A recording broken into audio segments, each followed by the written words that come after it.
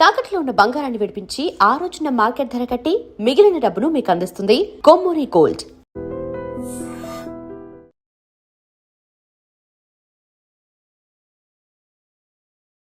America Iran war మీరే అన్నారు గతంలో, ఇది కేవలం 1 వీక్ అని. అది ఫీజ్ ఫైర్ ఇప్పుడు మళ్ళీ రిపీట్ అవుతుంది. దానివల్ల నష్టం వాళ్ళకా వీళ్ళకా లేదా మనకా? సార్ అందరికీ నష్టం ఉంటుంది సార్. అమెరికాకి నష్టం ఉంది సార్, ఇరాన్కి నష్టం ఉంది. కానీ ఒక్క విషయం సార్ నేను ఇక్కడ చెప్పాలనుకుంటున్నాను. నేను ఇరాన్ని సపోర్ట్ చేయట్లేదు సార్, వ్యక్తిగతంగా నేను ఇరాన్ని సపోర్ట్ చేయను. కానీ ఒక మిలిటరీ స్ట్రాటజిస్ట్ లాగా మాట్లాడడానికి ప్రయత్నిస్తున్నాను సార్. 2024-25 ముందు ఇరాన్ వరల్డ్ మ్యాప్లో ఎక్కడుంది అంటే కూడా చాలామంది తెలియదు సార్. నమ్ముతారు కదా, అంటే మిడిల్ ఈస్ట్లో ఎక్కడో ఉంటుంది, అంతేగాని ఆ స్ట్రైట్ ఆఫ్ హోర్ముజ్ కానీ ఈ ఇరాన్ కానీ కువైత్ బహ్రెయిన్ కానీ ఎవరికి తెలియదు సార్ ఎక్కడ ఉంటుందో. కానీ ఒక దేశము అమెరికా శాంక్షన్స్లో గత 3 దశాబ్దాలుగా ఉంది సార్. ఆ దేశం అమెరికన్ శాంక్షన్స్లో ఉంది. అంటే ఏంటి, ఓపెన్గా వీళ్ళు వరల్డ్లో ట్రేడ్ చేయలేరు.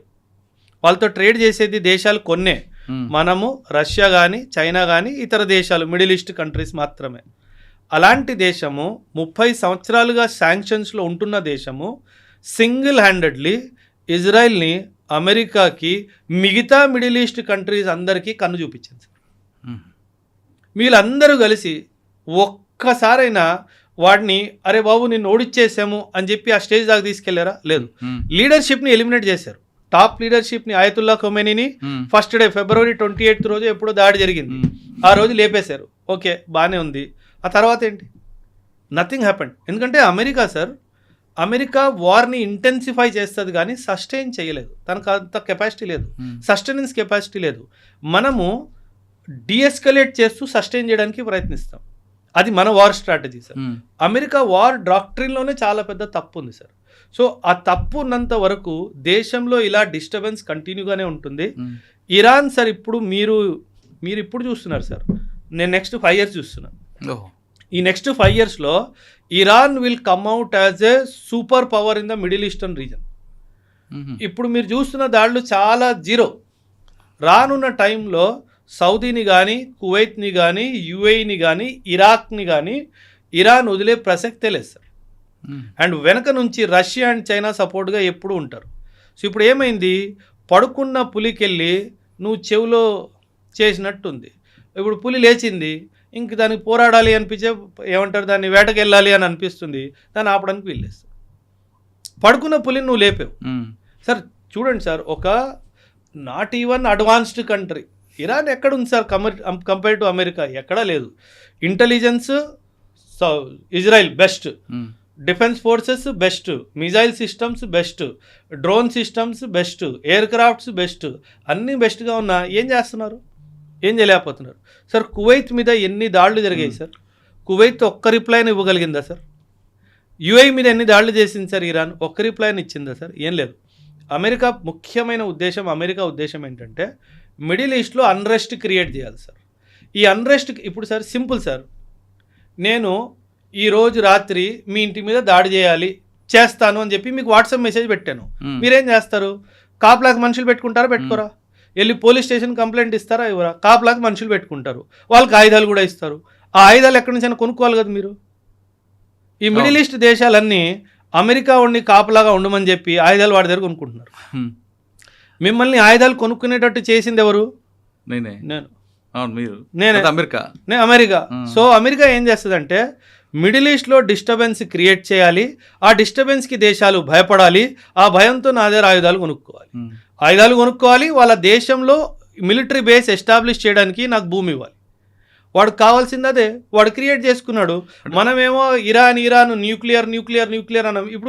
ఇప్పుడు న్యూస్ పేపర్లో కానీ ఎక్కడైనా సరే న్యూక్లియర్ గురించి అసలు మాట కూడా వస్తుందా? రావట్లేదు. అప్పుడు ఏమీ దొరకలేదు, ఇప్పుడు ఏమీ దొరకలేదు. అంటే అల్టిమేట్ తీసుకుంటే ఆయుధాల కంపెనీ ఓడర్లు బతుకుతున్నారు అంతే. అమెరికా ముఖ్య ఎకనామిక్ ఇదే కదా సార్, ఆయుధాలే కదా సార్. ఇదంతా ఆయుధాలు అమ్ముకోవడానికి వ్యాపారం సార్. ఈ వ్యాపారం కోసం వరల్డ్ అంతా వీళ్ళు డిస్టర్బ్ చేస్తారు. సో మనం కూడా డిస్టర్బ్ అవుతున్నాము, వరల్డ్ అంతా డిస్టర్బ్. పాకిస్తాన్కి కశ్మీర్ మీద అసలు అధికారం ఏంటి? ఇది బేసిక్ ప్రశ్న సార్. దీనికి అసలు ఏ ప్రమాణమే లేదు సార్. కశ్మీర్ పాకిస్తాన్ది అని పాకిస్తాన్ చెప్పుకోవడానికి పాకిస్తాన్ దగ్గర అసలు ఏ ప్రమాణమే లేదు. కేవలం ఒకే ఒక ప్రమాణం ఉంది సార్. ఏంటంటే 1947లో ఇండియా పాకిస్తాన్ 2 దేశాలుగా విభజించబడ్డాయి సార్, రైట్? అప్పుడు ఇండియన్ ఇండిపెండెన్స్ యాక్ట్లో ఏం రాసింది అంటే ప్రిన్స్లీ స్టేట్స్ దగ్గర ఆప్షన్ ఉంది. నువ్వు ఇండియా అంటే ఇండియా జాయిన్ అవ్వకో, నువ్వు పాకిస్తాన్ అంటే పాకిస్తాన్ జాయిన్ అయిపో, లేదు నేను ఇండిపెండెంట్గా ఒక నేషన్ లాగా మిగిలిపోతాను అంటే అలా కూడా మిగిల్చుకో అన్నట్టుగా ఒక 3 ఆప్షన్లు అందరికీ ఇచ్చారు సార్. అప్పట్లో జేఎండ్కేకి రాజు మహారాజా హరీ సింగ్ అని చెప్పి ఒక రాజు సార్. ఆ హరీ సింగ్ ఏం చేశాడంటే నేను ఇండిపెండెంట్గా ఉంటాను అన్నట్టుగా తను నిర్ణయించుకున్నాడు. కానీ మనం జమ్మూ అండ్ కాశ్మీర్ లొకేషన్ చూసుకుంటే కనుక అది చాలా ఇంపార్టెంట్ స్ట్రాటజిక్ లొకేషన్లో ఉంది. అంటే ఇండియన్ సబ్ కాంటినెంట్ని సెంట్రల్ ఏషియా నుంచి కనెక్ట్ చేసే మధ్యలో జమ్మూ అండ్ కాశ్మీర్ ఉంది. ఇంత స్ట్రాటజిక్ లొకేషన్లో ఉంది కాబట్టి అది ఇండిపెండెంట్ నేషన్గా అయితే మిగలడానికి వీల్లేదు. పాకిస్తాన్ కూడా ఒక విషయం ఏమర్థమైందంటే ఈ కశ్మీర్ నా దగ్గరకు వస్తే మీరు మ్యాప్ చూడాలి sir. Afghanistan, Pakistan, India map చూసుకుంటే కశ్మీర్ పిఓకే మీద పాకిస్తాన్ కబ్జా లేదు అంటే పాకిస్తాన్కి కూడా సెంట్రల్ ఏషియాకి కనెక్షన్ లేదు సార్. పాకిస్తాన్ కూడా సెంట్రల్ ఏషియా కనెక్షన్ కావాలి అంటే పిఓకే వాళ్ళ దగ్గర ఉండాలి సార్. సో ఇది అర్థమైపోయిన పాకిస్తాన్ మహారాజా హరీ సింగ్ మీద కొంచెం ప్రెషర్ బిల్డప్ చేయడం స్టార్ట్ చేసింది.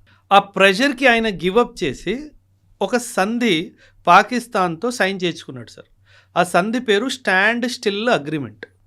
ఏమైందంటే సార్ 1947 నుంచి 1950 వరకు మనందరికీ తెలుసు 563 నుంచి 565 ప్రిన్స్లీ స్టేట్స్ని మనం మన దేశంలో ఇంటిగ్రేట్ చేసుకున్నాము. థ్యాంక్స్ టు సర్దార్ పటేల్ గారు sir, grand salute to him. ఆయన ఉన్నారు కాబట్టి ఈరోజు మన భారతదేశం మ్యాప్ ఇలా ఉంది సార్. ఆయన ప్లేస్లో ఇంకెవరైనా ఉంటే ఇందులో సగం కూడా భారతదేశంలో మ్యాప్ ఉండేది కాదు sir. So grand salute to Sardar Patel sir, real son of India. Okay, ఇప్పుడు ఈ ప్రిన్స్లీ స్టేట్స్ ఇండియా కానీ పాకిస్తాన్కి జాయిన్ అవ్వాలి అంటే దానికి ఒక ప్రాసెస్ ఉండేది సార్. ఆ ప్రాసెస్లో కొన్ని రాజ్యాల్లో ఏం జరిగిందంటే ప్రిన్స్లీ స్టేట్స్లో వాళ్ళు డైరెక్ట్గా ఇన్స్ట్రుమెంట్ ఆఫ్ యాక్సెషన్ సైన్ చేసుకున్నారు.